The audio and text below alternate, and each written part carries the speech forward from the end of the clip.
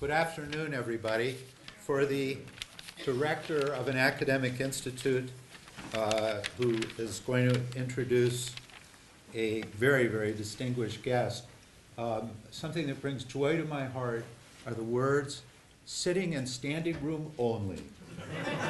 And it's really wonderful to see all of you here, and particularly to see so many students. I'm Jim McAdams. I'm the director of the Nanovic Institute, and I'm delighted to welcome you to the high point of our academic year, our Keeley Vatican lecture. This is certainly one of the most important contributions that the Institute is honored to make to Notre Dame. As many of you know, one of the principles of the Nanovic Institute, as we like to say, is to send Notre Dame to Europe and to bring Europe to Notre Dame. In recent years, the Nanovic Institute has showed a certain expertise in bringing Notre Dame to Europe.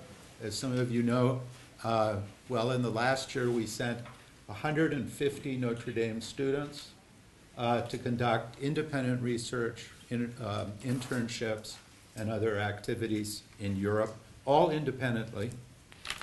As you also know, we are in the process of developing very close relationships with Notre Dame's international gateways in Dublin, London, and Rome. And in fact, in April, we will have a quite substantial conference in Rome and another one to come in September.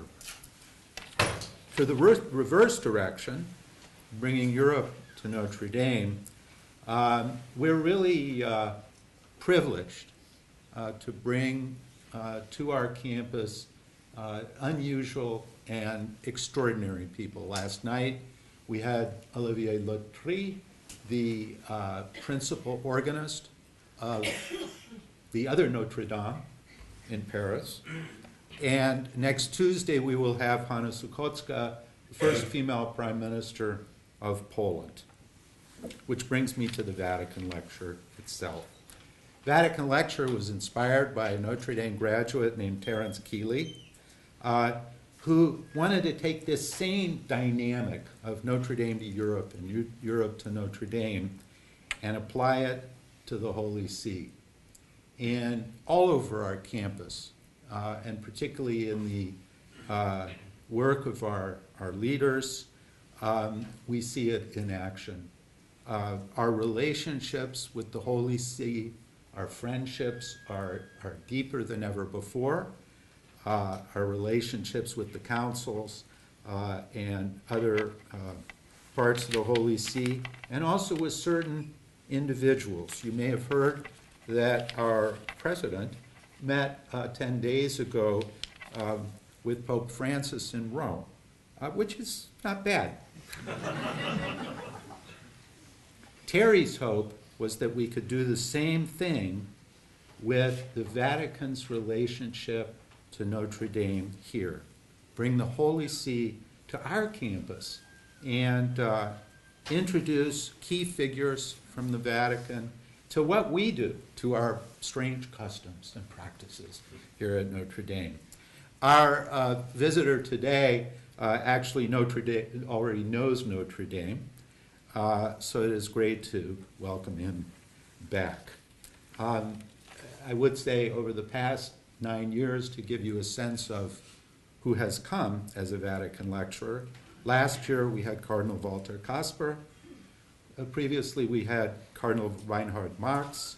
And our first Vatican lecturer was Archbishop Charles, or we know him as Charlie, Brown, who is now the nuncio to Ireland and graduated from Notre Dame, I think, in 1980. This year, it's our honor to have another distinguished leader from the Vatican who shares something in common with the man who will introduce him tonight. Our visitor is also a scholar, and he knows exactly what it means to be the leader of a great Catholic university. And thus, I would say, he is one of us. To introduce our speaker, I'm delighted to turn over the podium to a great friend and our leader, President John Jenkins. Thank you.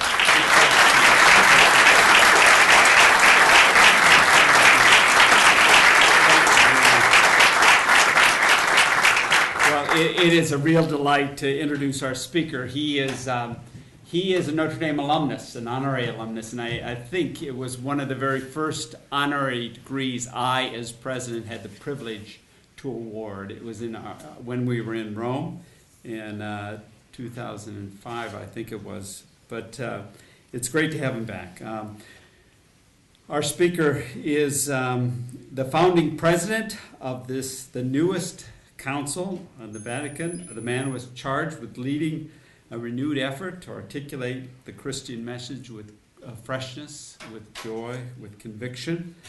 Pope Benedict has said that the wonderful, undeniable benefits of the growth of knowledge in the modern world has given humanity so much.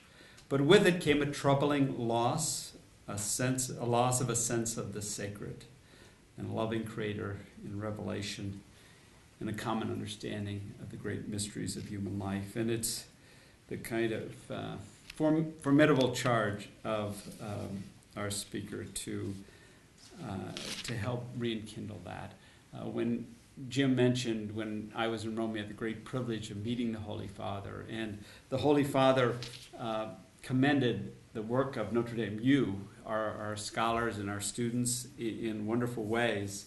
But he highlighted, interestingly enough, he highlighted this idea of missionary discipleship, our role in the evangelical work of the church.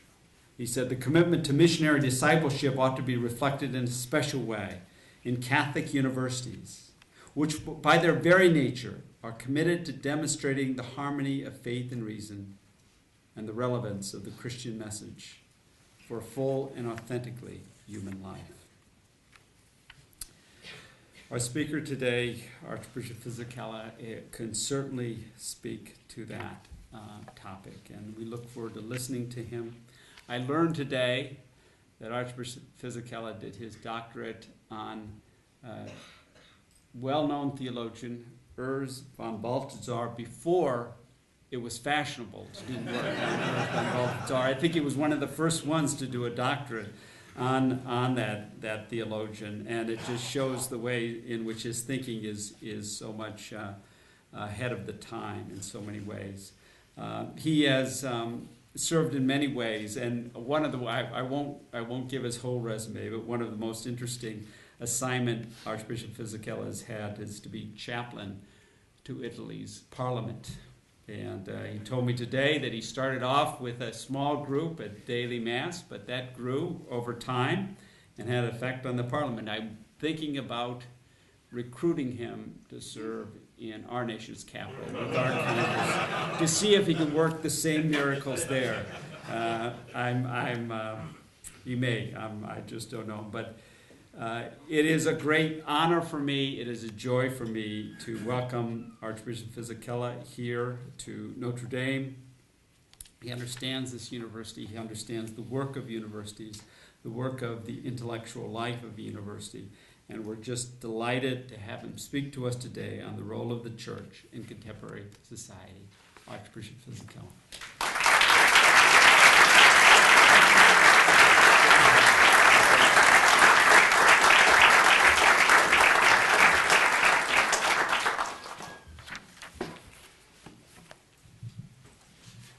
My dear friends, let me say first of all,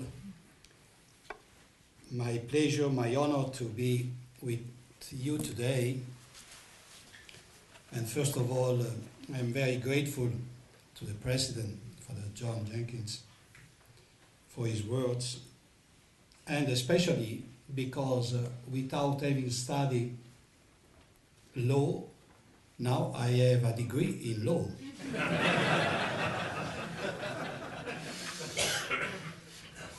but don't do the same. In a university, especially students, we should and we must study. So thank you also to Professor McAdams. And let me say, my dear friends, in this way I try to put all together, professors, students, administrations, and all the authorities.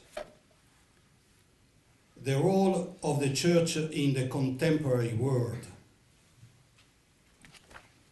Alongside every religion lies some political opinion which is linked to it by affinity.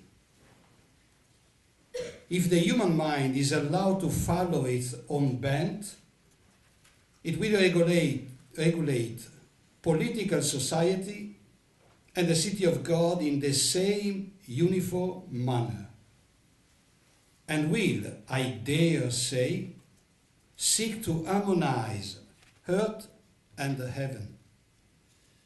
These Catholics display a firm loyalty to their religious worship and are full of fervent zeal for their beliefs.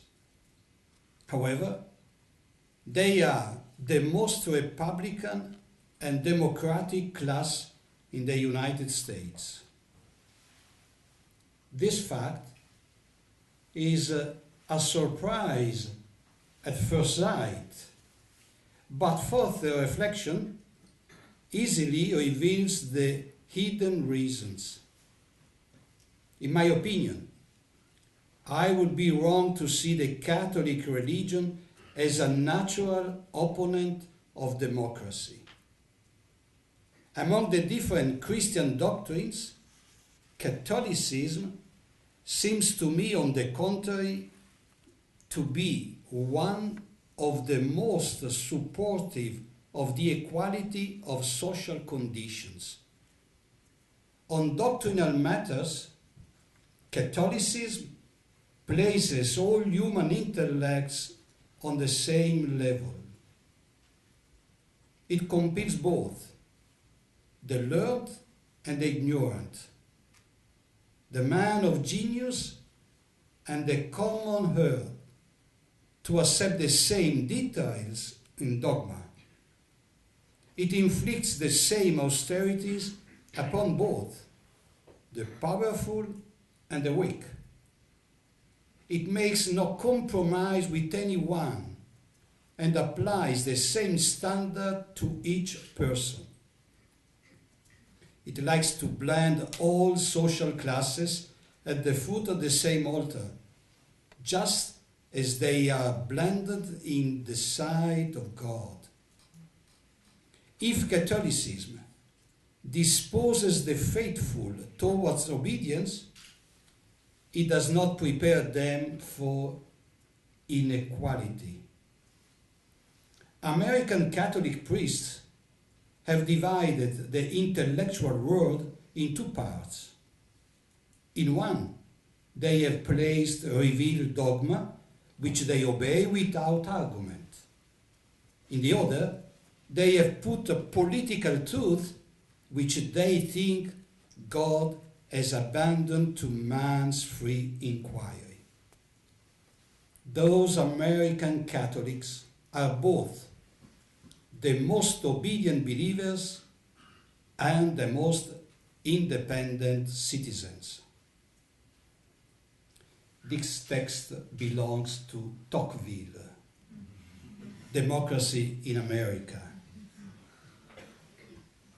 And as we can see, it seems to be impressively timely, not only because his analysis of basic principles of the causes of reasons of a democracy, but also because of the reflection concerning the contribution that Catholicism can offer to the maintenance of development of a true democracy.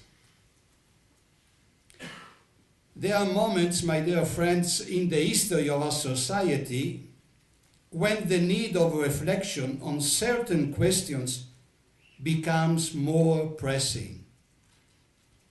those questions concerning not only the life of individual citizens, but also, in a special way, the institutions erected for identification and attainment of the common good.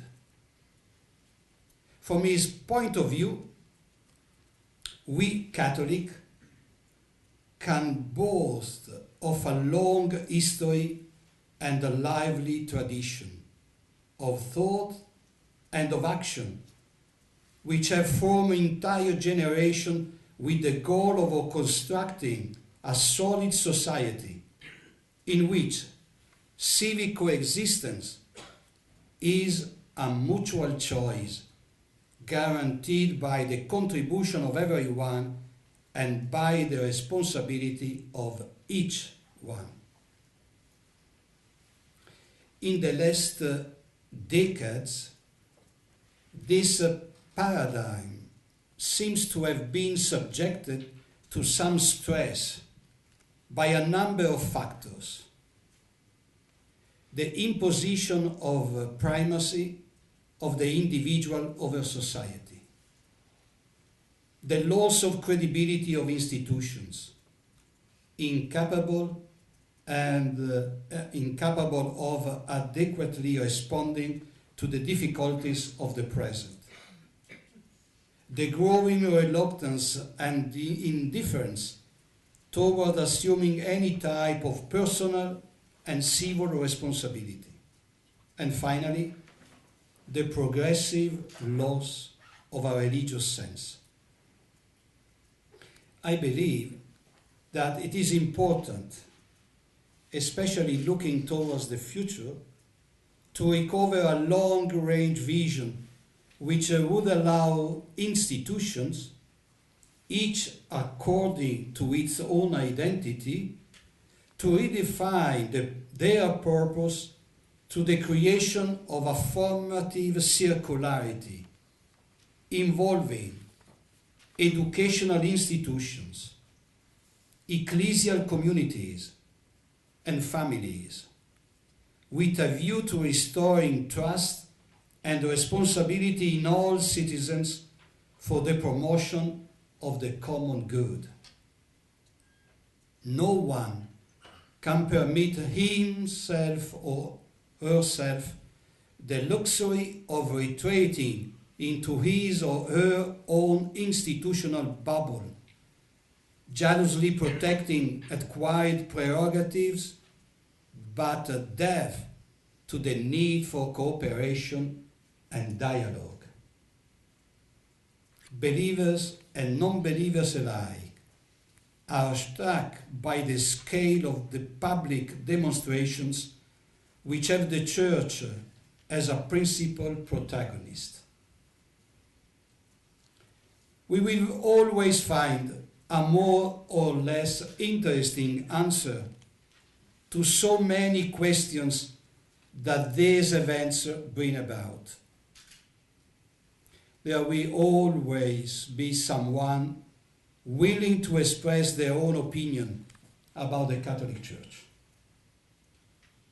But the strength of the Church, however, does not consist in how many weapons she possesses, as Stalin asked at the end of the Second War to the American president. How many weapons belongs to the Catholic Church?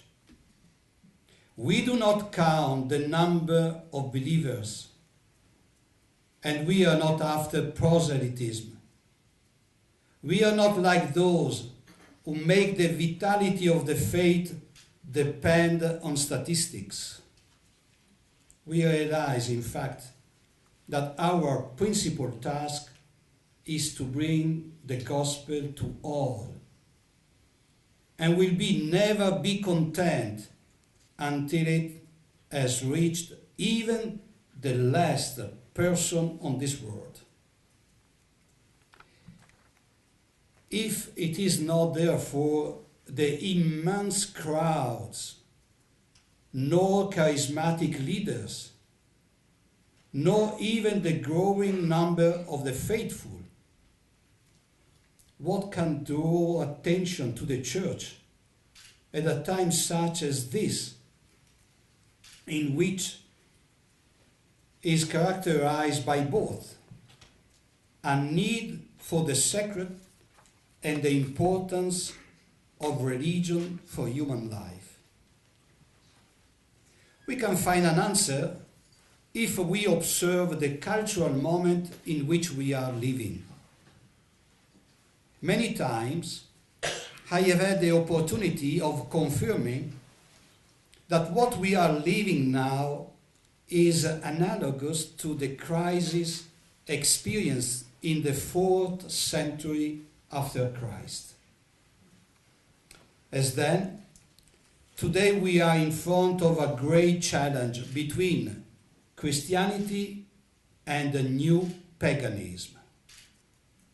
As in the past, unfortunately, also today, those in power try to discredit the adversary to all possible means, from calumny to scandals, from the trivialization of its contents to the isolation and discrediting of those who believe, from the marginalization to the derision of what is most precious for the faith. All of this, of course, under the tepid or absent gaze of those who invoke tolerance, which, strangely enough, is a one-way street. Until the 4th century, Rome's religion consisted in its being political and public. In fact, there exists a profound conviction that the salvation of the empire depended on the respect and on the practice of religion. In order to be great, Rome needed to be placed under the protection of the gods, who demanded the worship of citizens. As a consequence, every lack of religion was considered a threat to the very survival of the empire. The state had to guarantee with its laws that the citizens worshipped the divinities without interfering in their private lives. An important concept thus emerges. On the one hand, the public sphere became identified with religious practice. On the other hand, the distinction between individual conscience and public conformity became codified. Such an understanding has given rise from time to time to the condemnation of a private or secret cults and to the acceptance in the pantheon of a plurality of gods never seen before. This understanding of religion was an collision course with Christianity.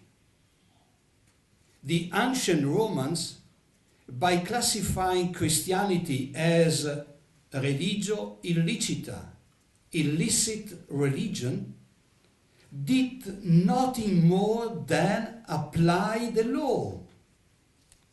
Christians were not considered bad citizens and those condemned because they adored their God, but rather because their religion did not publicly recognize the Roman gods. That which was shattered was the very conception of religion as an act of the state to which one must submit.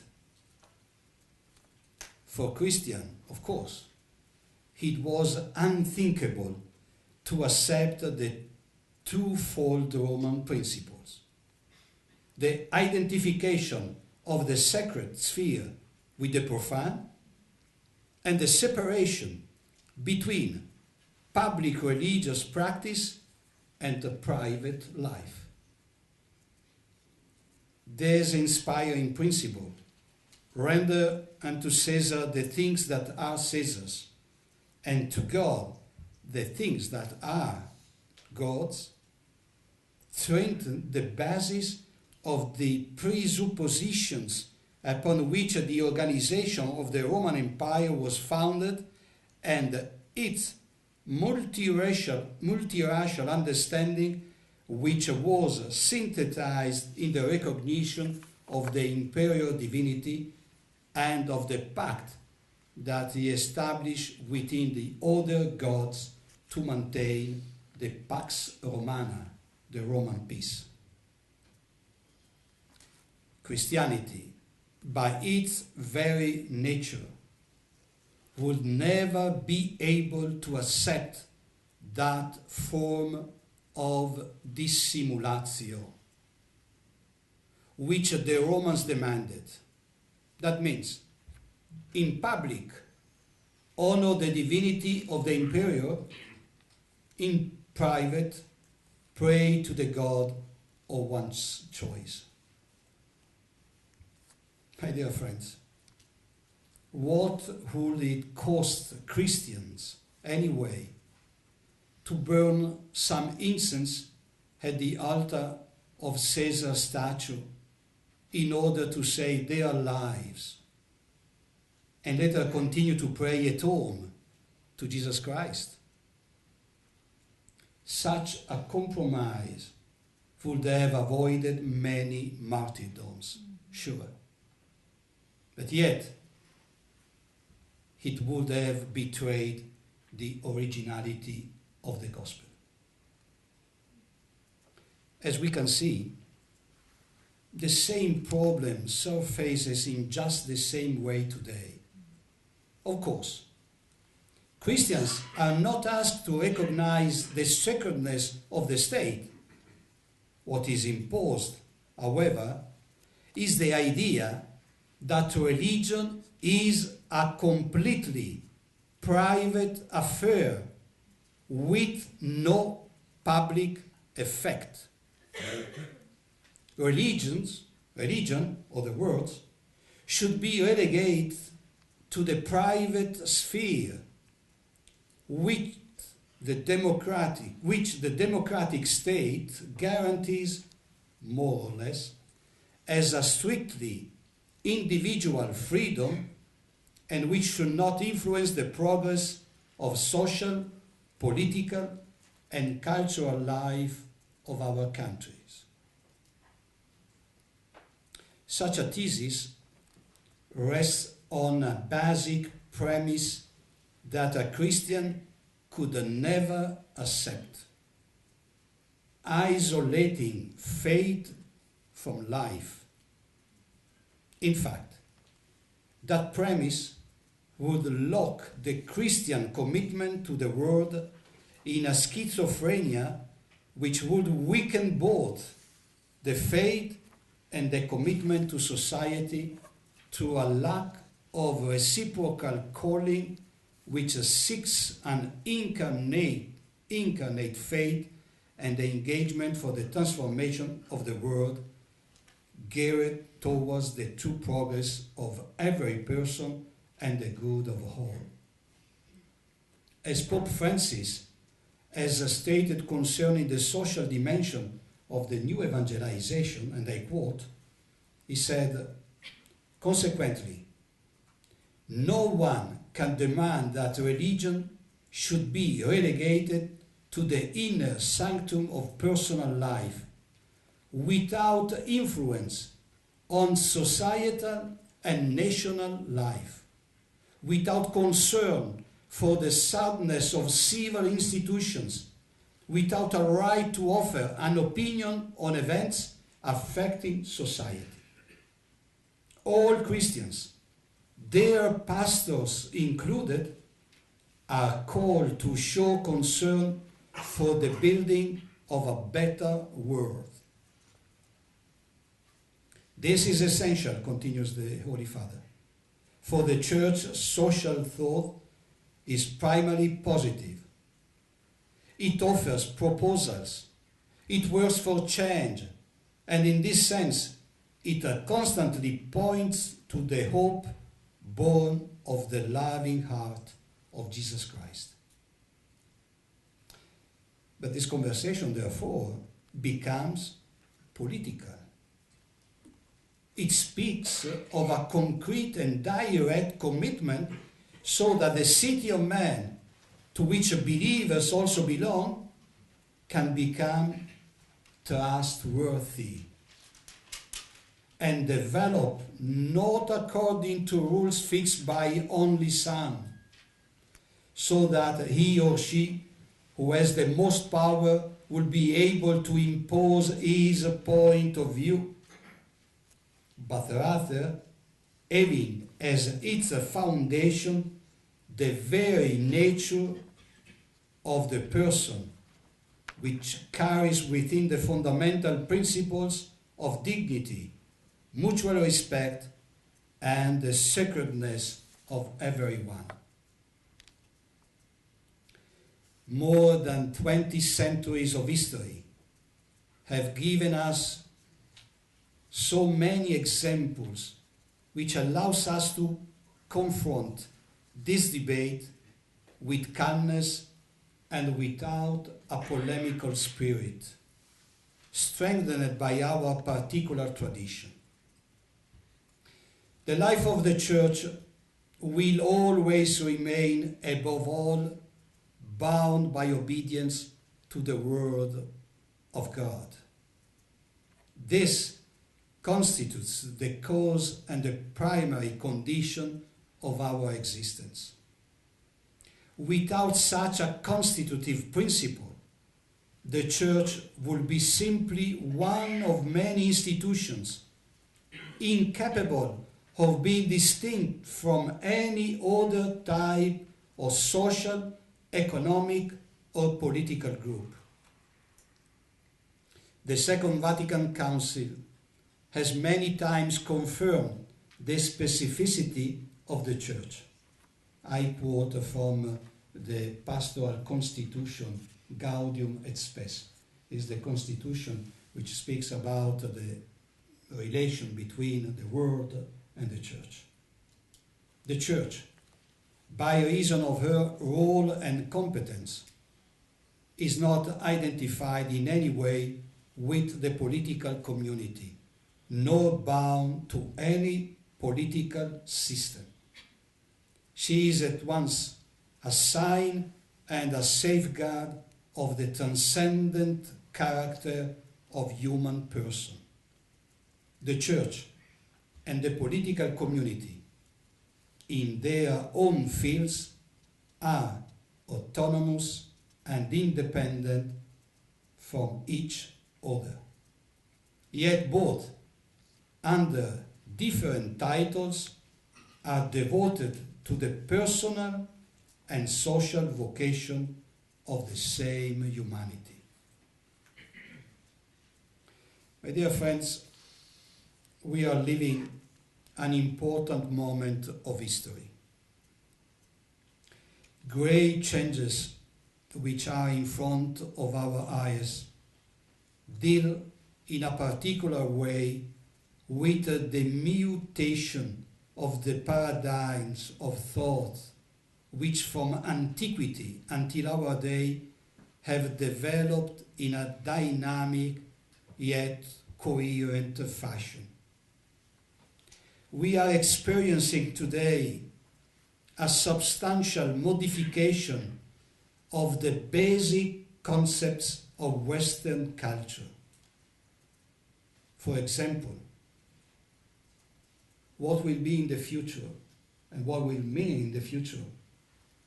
Nature, world, man, God, space, infinity, time, eternity, freedom, truth, law, justice. The plurality of positions present in society imposes on believers from time to time a reflection which must not only clarify the concepts in question, but also invent new languages which express coherently perennial contents and give support to resulting lifestyles. The challenge that we encounter is not a second-order concern, just the opposite. Such a challenge forces us to focus our gaze so that the mind can grasp in depth the essence of the issues at hand and can understand how vital our presence is in this arena of ideas and of political life, in order to avoid that those who have not only the right but also the responsibility of intervening in the public debate end up confined to a corner by a completely unjustifiable marginalization. What I want to say is that we are in a big change of the main fundamental concepts of our culture. But once you have a law in any country, after a law who touch such a concept, the consequence is a new culture. If a law allowed something, immediately after 5, 10 years, this generation thinks that everything is allowed, is licit, because the law allowed. But which kind of law can we have in this moment?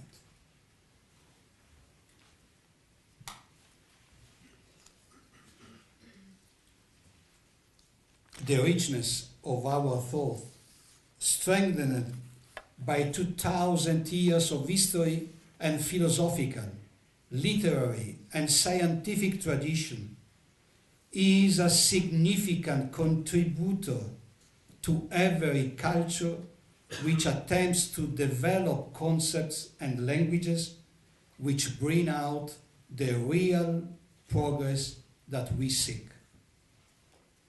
A society which seeks to exclude or merely marginalize Christianity will be for that very reason destined to poverty and limitation, as well as a weak social solidarity and subsidiarity.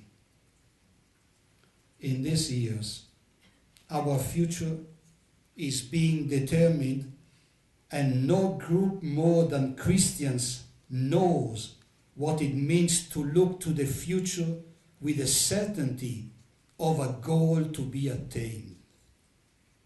We Catholics should be capable of discovering a conceptual and linguistic structure capable of involving all those who share our same hopes and expectations, even if not our same faith. The momentous change are we experiencing, and in which we should participate, is combined with the project of reconstituting the unity of all people to a generic globalization, which on the one hand shows positive aspects, and yet on the other hand evinces traits of justifiable anxiety. justifiable anxiety. I'm sorry. But you know, English is a language that you write in a way and you should pronounce in another. And for us, that we read as we write, it's a big challenge, believe me. So, for this reason, it's easier for you to study Italian, for instance. Much easier. So, Catholics, therefore, should be able to rethink the reasons of that faith which makes them responsible in society.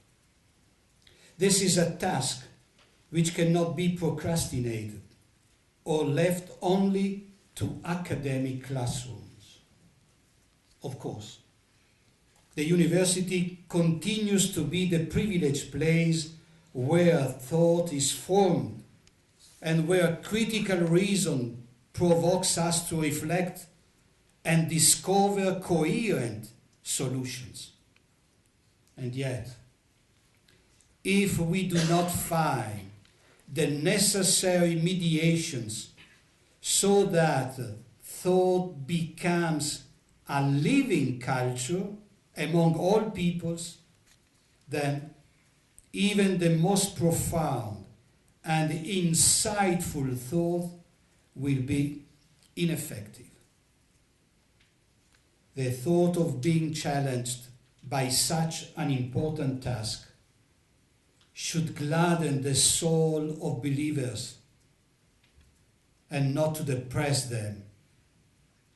What we need to avoid, however, is the sense of indifference over questions relating to culture, politics, and society in general, as if they were something extraneous to us, but to which we are called to give an answer. Jesus of Nazareth, the Son of God, who became man, has entered into history, and he has pointed it towards the certainty of life after death. Those who are his disciples, or see themselves through his words, know that they can transform the people that they encounter by his word. In every part of the world, Christians are counted on to bring with their witness a word of love and hope which would allow us to go beyond the difficulties and the contradictions of the moment in order to restore confidence in every person. It is from here, therefore, from the person, from his dignity and centrality, that we can have the certainty of rediscovering our mother tongue, capable still today of communicating and of transforming the minds and hearts of those with whom we speak. The fact that we find ourselves at the conclusion of an age that for both good and bad has left a mark on our history for at least 6 centuries, obliges us to take into serious consideration the new age which looms to the horizon. We as yet do not know with certainty what it is all about. But what we can see for the moment are some highlights which help us perceive a new era. Who will be the main actor in this season? It is still too soon to tell. What I consider important is that in a moment of transition like this one, the Church should feel the responsibility of transmitting a living patrimony of culture and of values which must not sink into oblivion. If this, unfortunately, were to happen, the consequences would be disastrous for the very civilization that we want to construct.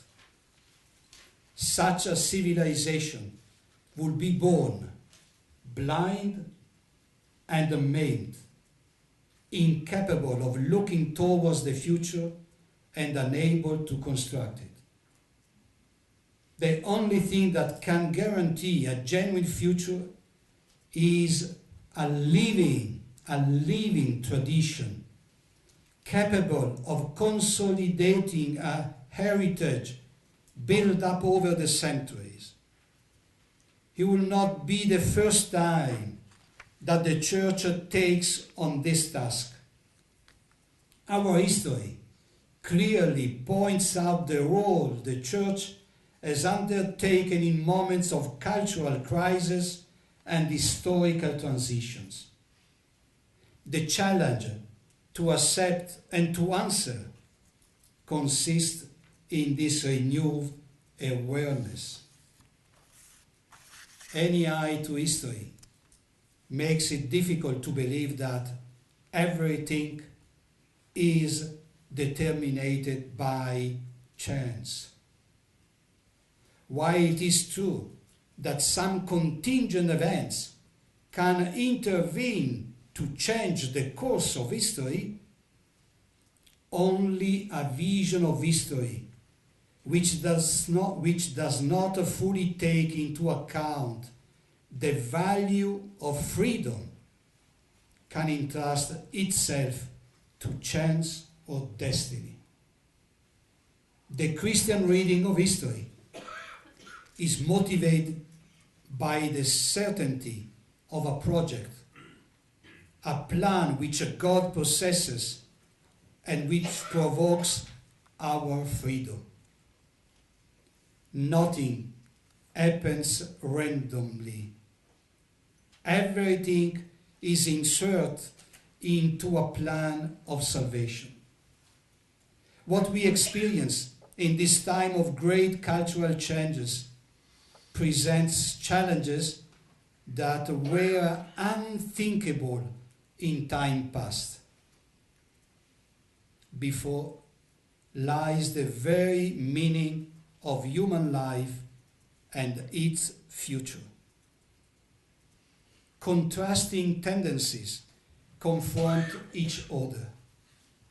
Personal life loses its objective value and becomes vulnerable to anyone wanting to enter into the cage of the individual sphere and judge all things according to the measurement of their own whims.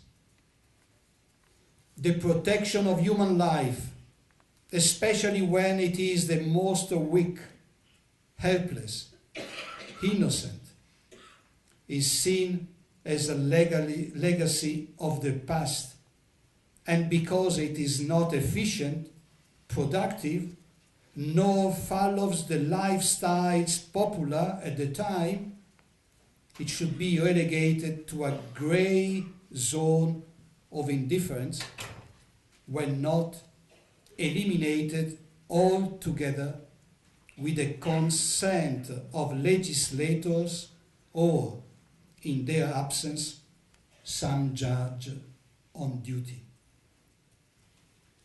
On the basis of a utilitarian conception of person and their lives, we turn our backs on centuries of civilization and culture as if they were dead weight. Such a vision, which springs from the vice of ethical relativism, is destined to claim even more victims until a healthy kidney shot allows people to take back their destiny. The challenge that awaits us is an authentic project for a culture of life. The problem which today we are called to confront in the different areas of public life, political, social, cultural, and religious, appears to be even more that of ethics. Herein lies the challenge of the future, and where Christians are called to take a clear and dialoguing position. The poor you will always have with you. With these words, Jesus wants to offer a concrete and historical space for the participation of his disciples in social life.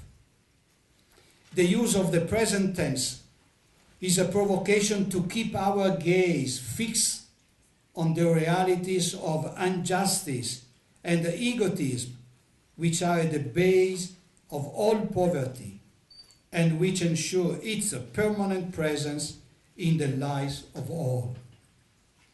The use of the present tense also indicates that no law and no concrete commitment will ever suffice to erase this condition in society.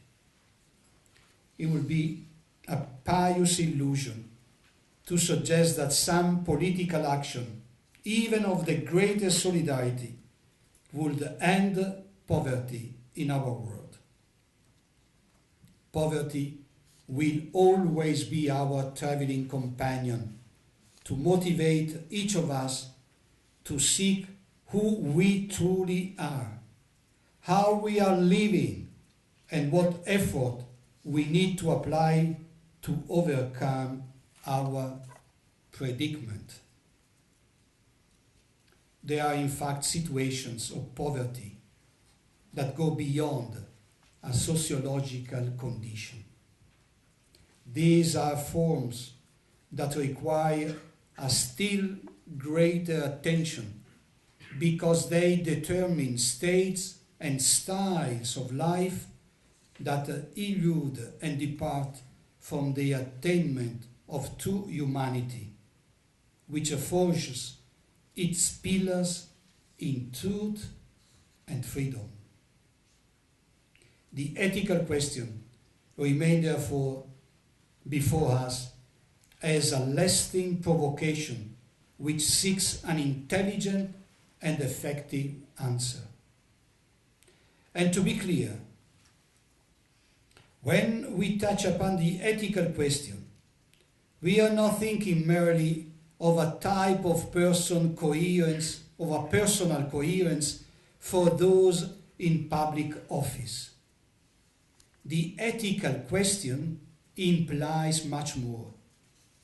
It indicates the very concept of life, also specifying the relations between science and technology, with the principles that are at the base of a genuine science and of a technology at the service of all humanity. Ethics means promoting and defending life, always, from its beginning until its end, according to what a law etched in nature herself and the respect for which constitutes the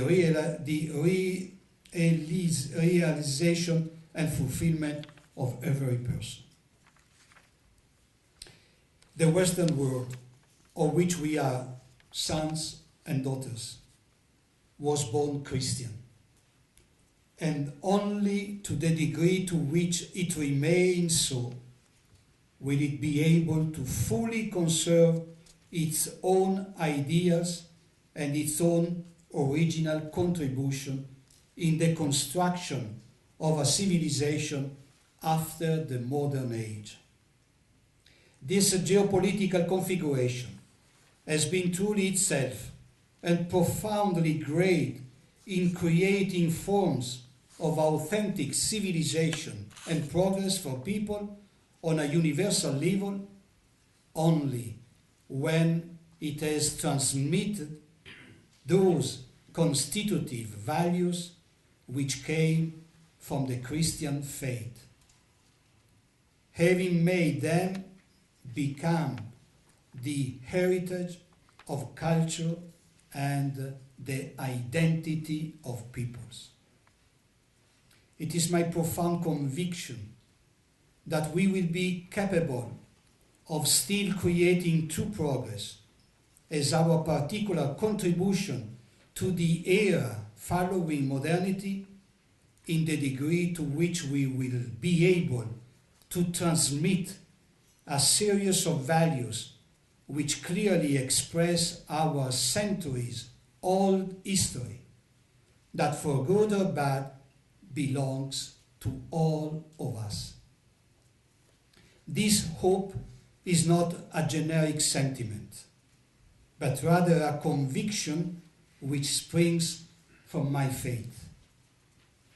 Although there are moments in history when we witness a disaffection towards the faith, as unfortunately occurs today, it is also true that there have been and there will be in the future moments in which the faith discovers once again a place in the minds of people that will lead them to the need of a common vision and of a unified commitment.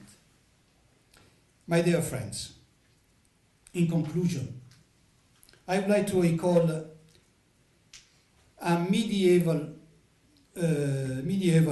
tale.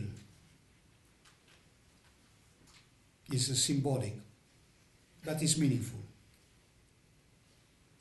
A man on pilgrimage walked past a construction site and saw 3 busy workers. They were stone cutters. To the first worker, he asked, "What are you doing, my friend?"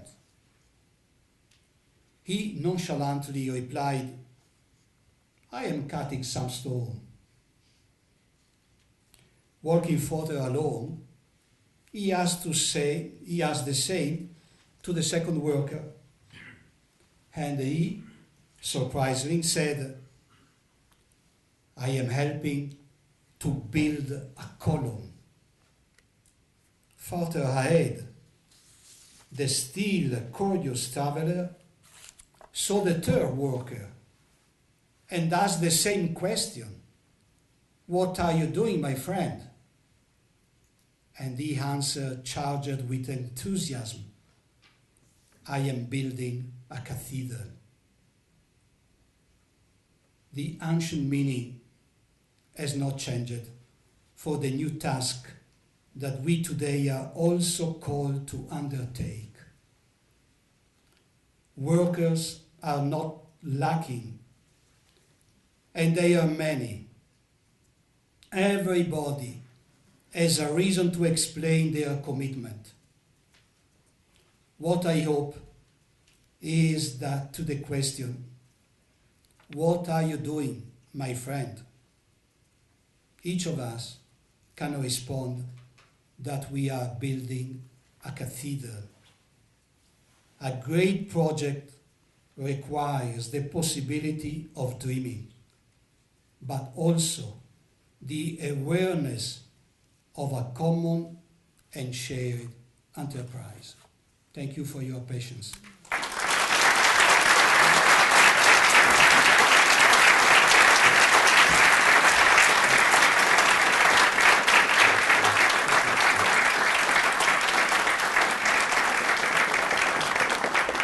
Thank you very much, Archbishop. There's a little microphone here. Thank you very much, Archbishop. We now have just a couple of minutes for some questions, and we always begin with the Vicohabentia Institute principle, which is that students come first. So do we have some precise questions from some students here? Yes. Well, first of all, thank you so much for being here. And I was very intrigued by what you said about technology and science, because I think that's one area that's very ripe for the church, especially with regards to young people. So I'm wondering if you could speak a bit more about how you see the church engaging people with technology, and how, if at all, there's any danger of perhaps over-engaging technology rather than meeting people back in the cathedrals rather than in a dorm room. Thank you, really. Thank you for this question. I would say that the church today, and when I speak about the church, I mean my generation. But probably we do not understand in concrete the challenge coming from technique. I am sure that we use technique. We have our cell, we have our iPad, we have our computer, we use everything. But they are not just instruments. What I think is that this is a new culture. Facebook, Twitter, all of things that you know better than I, and you use better than I, this is a new culture. It is a new culture that is changing also our language. You know, when we speak about language, we speak about what we are. The philosopher Martin Heidegger said, man is language. And this is true, it is true. Now, we are changing language.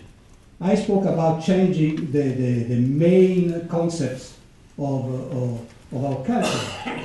But within this new culture, we are changing also the way of our interpersonal relationship, because language is always smaller, synthetic, and then we don't need anymore to encounter each other personally. And we speak with the message. I think that we should enter into this, it is also a new culture, because you know, there is already new disease. If you stay hours and hours and hours in internet, now you have new disease. And you have a new expert, psychologist and so studying this phenomenon. So, I mean, what we should do is to enter, first of all, in this new culture, to enter. And this is not just using technology, no. It is to understand where this new culture is going and how we can have our own capacity for a true orientation. So I mean, for instance, you can chat, you can do everything you want with internet, but as you know, you can also hide your face. You can give false interpretation. You can do everything you want. So my problem, for instance, is how can we help using this instrument or entering this instrument and to say truth. The problem of truth through internet. Do you want to know something about me?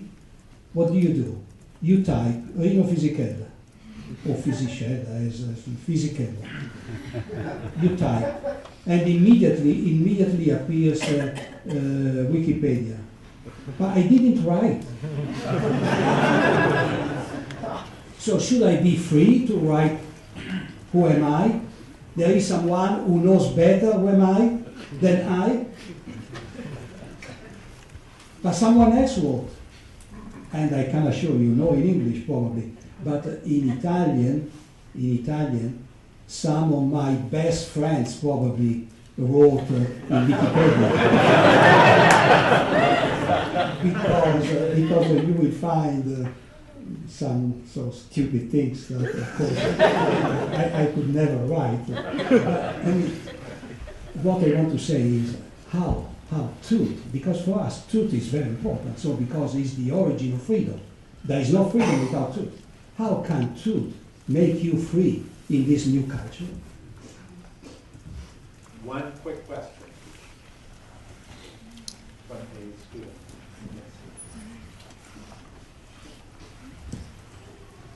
Archbishop, thank you very much for speaking and coming to campus. I was curious, just in general, very practically, how do you see, obviously with this platform as well, how do you see the university responding to this, or at least as a mode of thinking about these kind of issues as far as this relationship between the academy and implementation, and thinking about social change as a both academic and very grassroots political social event? Thank you. Thank you. A university has a very important role to play in this particular moment, because university has the role of formation people. Formation is one, in my humble opinion, is one of the most important tasks that we have in this particular moment. And formation is not just to give some concepts, to give a degree, to give some informations, to give science and all that we know and normally we receive every day. Formation, it means also to challenge yourself to questioning about the sense of your life.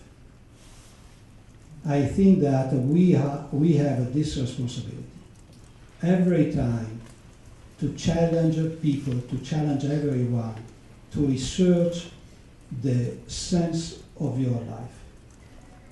Who am I? Not what I am receiving.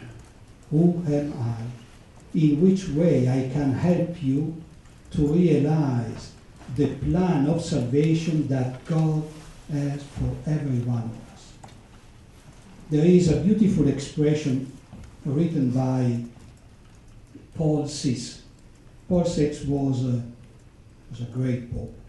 I hope he will become soon blessed, but was a very engaged in relation between faith, reason, engagement in social, political, cultural life. And so after 10 years of Vatican II, he wrote an exhortation, Evangelii Nuntiandi, the task to announce the gospel. And in that exhortation he wrote, people today don't listen anymore the teachers. People today listen to the witnesses. And if they listen to the teachers, it is because they are witnesses. I think that this is our task.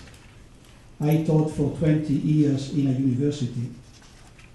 I was president of the University of the Holy Father, and I always have impressed in my mind this expression of Paul VI. If I am not a witness, my teaching will be useless. If my teaching, especially teaching theology, the science of God, if I am not personally credible, no one can really receive something effective from my teaching.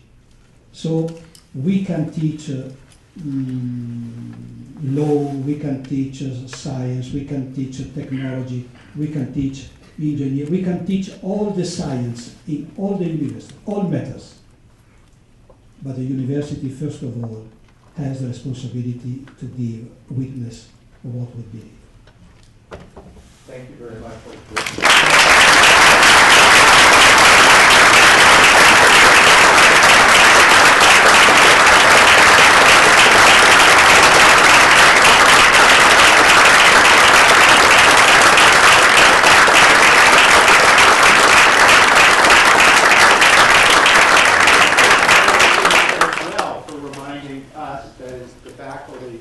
In this room of our responsibility to be witnesses. We now would like to present you with a small memory of your visit, your second visit to Notre Dame. And, well, why don't you open it first, and then I will make a comment. Thank you. Thank you. It's like Christmas. It's always Christmas in Notre Dame.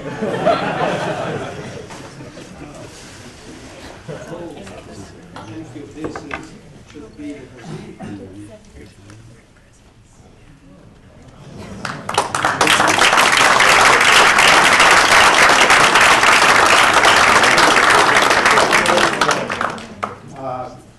And it occurred to me that this would be perfect to put next to your other treasured Notre Dame object of art, which is your diploma as one of our law graduates.